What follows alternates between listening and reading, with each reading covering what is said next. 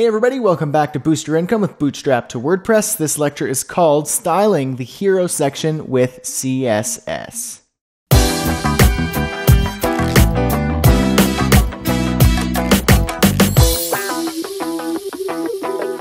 Okay, now let's style this up. It doesn't look that good. It doesn't look like that. Let's make it look like that.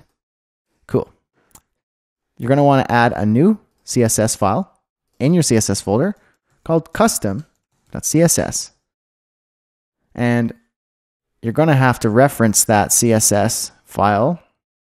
Let's put it under font icon.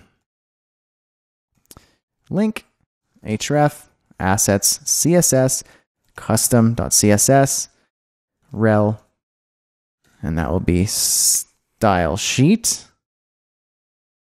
Great. Put a little comment there. Custom CSS. Great. Very readable. Perfect. So let's go ahead and open that up. Nice and blank. First thing I'm going to do is add some color references in a comment here. There we go. Nice and big so you can read that. Color references. So the green color is this, salmon color is this, and the blue-gray color is that. So we'll be referencing this throughout our CSS just to make it a little bit easier. Let's add a comment here. And let's say general. I like putting comments. It makes the CSS look a little bit more organized and clean. We're going to style the body here. And to address that issue where the navigation seemed like it was sucking the content up into it, just give the body margin top of 50. That should fix that problem. There you go. Font family, Proxima Nova. And remember, it won't really work because we're not on localhost, but it will fall back to Railway.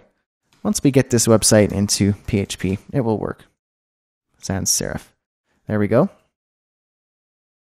And we're going to make the font size 16 pixels, just like the base font size will be 16 pixels. Background for body will be URL, and then /img tile.jpg. We're jumping up a directory and then down into image. Top left, repeat. We have a graphic here in the images folder that is called tile. It is basically a background texture. Save it and you'll see what I mean. There we go. So we have a background texture. We have, this looks a little bit better up here. And our font is Railway. Cool. Let's add another flag here, CSS comment, and this will be global. And in global, let's just do a little bit of typography here.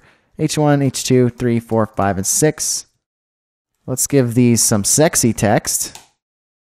You can copy that out. WebKit font smoothing and text rendering. And font weight will be bold. So now we'll have some sexy, smooth headers that are bold. And let's go ahead and style the rest of our headers here. So I want the level 1 heading to be font size of 3M. This isn't just off the top of my head. I did try it out beforehand to see what it would look like. It looks good. You can play around with it if you want. H1 and H2, I want these guys to have margin of 0040. So we have some 40 pixels on the bottom of the H1 and 2. Level 3 heading, let's give that one margin 20 pixels and 0, which is 20 pixels on top and bottom. Now let's go to our H4 and say font size 18 pixels. Okay, so that's just overriding our Bootstrap styles because they have default styles in there, and I just wanted to override those with my own styles because it will match the design that I have. Let's check it out. There we go. Looking a bit better here. Let's go back. Now, why don't we create a new flag here specifically for our hero section? We'll add some more typography a bit later in an upcoming lecture, but let's start with the hero because that's what we're on. Okay. And in that hero, we're going to select that ID. The background is going to have the URL /image hero bg.jpg. It's going to be 50%. So in this, it's going to be centered, and then repeat fixed. Save that. Let's check it out. There we go. Starting to look a bit better. Min height. I want it to be minimum height of 500 pixels. I want the padding to be 40 pixels on the top and bottom, none on the sides, and the color of the content be white. Again, that's some sexy text, this one. Let's check it out. Cool. That's looking much better. Okay, now let's move down here and let's do a little bit more hero and then hero text. And let's give the hero text a margin top of 30 pixels. Check it out. There we go. Gave this a little bit more margin up here so it's a bit more centered vertically. Okay. Let's select that price timeline. And let's give it margin 30 pixels on the top, 0 on the sides, 60 on the bottom. Text align center. Now let's select price timeline price. So we're selecting those individual blocks. Display inline block. Margin will be 0, 2%, 0, 0. So I'm having margin right be 2%. The width will be 30%. And that's because there's going to be 3 of them. And I want them to be roughly 30% wide so that they can stack up beside each other. Background. We're going to use that blue-gray right there. Paste that. Let's have some padding, 10, 20, and 30. Let's check it out. Okay, they're getting there. They're looking a bit better. Now I want to just add a couple things here. Position relative and vertical align top. Vertical align top is going to help to keep these things all vertically aligned at the top, because once you shrink the window here, because there's more content in some of these, they might not be vertically aligned. That will just help address that issue should it ever come up. Okay. Because they're inline block, they'll float up beside each other rather than using float. Cool little trick.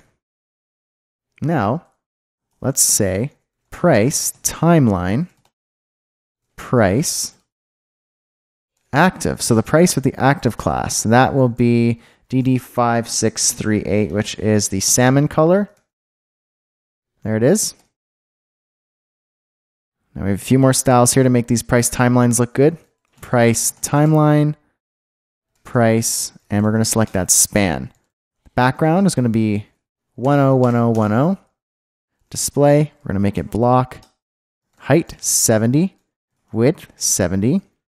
Text align, center. Line height 70. Font weight bold. Font size 24 pixels. Border radius 100%. This is going to make it a circle. And we're going to have to use some WebKit border radius so we can also have it be a bit more cross-browser compatible. Moz, border radius 100%. Position absolute. Bottom negative 35 pixels. Left 50%. Margin left negative 35. Now, before you go, hold on, Brad. What are you doing? Let me show you what this looks like, and then let me explain what I just did. Method to my madness, guys. Okay. Do you see how these circles are now in the center? This looks nice. This is a CSS circle. It's in the center of our price box. All of them are. How did I do it? Well, let me explain. First things first, I see here, I use font family. That should be font weight. Great. Okay, so we got our background. Display block, height, width. Basically, this will allow me to have a box that is 70 by 70. Text align, I want the text to be right in the center. Line height, I want this to be vertically aligned center. So line height, make it the height of the box, and the text will be dead center. There it is. Bold, all good. Border radius, 100%. This means it will be a circle no matter the size of the height and width. Position, I want it to be absolute. And I want it to be bottom, negative 35, because if I just had it be 0, you'll see, like that, no good. I want it to be half of the height of the actual circle. So 35, that'll be dead center. Left, because we're position absolute, left, we'll push it 50% over, but then it won't look good. So again, here, let me show you. Let me remove this. That doesn't look nice. We want it to be centered. How do we center it? Margin left, negative the width of the box itself. Now we're dead center in height, dead center in width. Make sure that the parent element, price, is positioned relative. That's why we have that. So we can absolutely position our element within it. A little bit of advanced CSS, but I'm assuming you guys are rock stars at this point with HTML and CSS. If it got you sweating a little bit, no worries. That's good. No pain, no gain, right? Hopefully that made sense. Feel free to pause, go back, check it out. Otherwise, if you want to skip this part altogether, you can. You could just use the course files and skip the section, go to another section. But that's okay. If you like sweating a little bit, hang on tight, guys. A little bit more styles. Price, timeline, H4. Margin, 0, 0, 10. That means 10 pixels on the bottom. What? Price, timeline, H4, small. Here we go. Color, white. Font weight, bold, and display, block. Now let's check this out. We're going to look good here. Woo! There we go. See the small? Looks good. Price is looking good. Just a couple more things here. Up here in our hero, right after hero, let's style that hero article. We're going to do something here. Width, 100%. Text align center. So it's going to center everything right here. There we go. So that's centered. We're looking good. One more little thing here. That font, that should be bold. So why don't we go ahead and do that? Scroll up here to your global styles, and we're going to do a few things. Go under your headings there. And let's give the button class font weight of bold. So we're going to override some of this Bootstrap CSS. And we're going to say button danger. And that will be background color DD5638, which is our salmon color. And border color will just be a little bit darker. So D95131. Save. Check it out. There we go. That looks good. Okay, there is our hero section. Let me do just a really quick Ninja overview because we covered a lot in this one. So we added our CSS. We had a whole bunch of CSS here.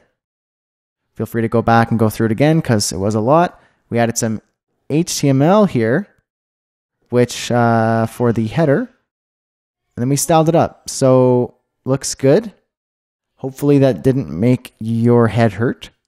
And I'll see you in the next lecture where we will learn to do the parallax effect for this section. See you there.